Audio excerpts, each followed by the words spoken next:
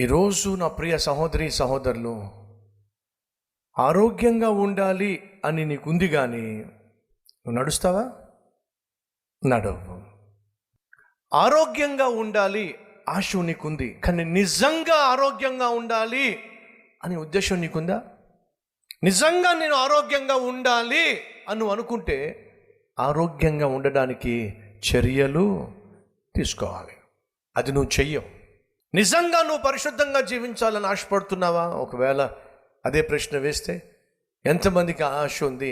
నా మాటల్లో పరిశుద్ధత ఉండాలి, నా చూపుల్లో పరిశుద్ధత ఉండాలి, నా తలంపుల్లో పరిశుద్ధత ఉండాలి అని నేను ఆశపడుతున్నాను అని అంటే అందరూ చేయి చూపిస్తారు. అవునా కదా?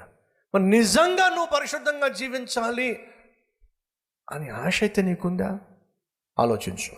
ఉట్టినే కోరుకుంటే సరిపోదు, ఉట్టినే ఆశ ఉంటే సరిపోదు. దాన్ని క్రియల్లో పెట్టగలిగిన ఆశ మాత్రమే నీకు జవాబును తీసుకొస్తుంది.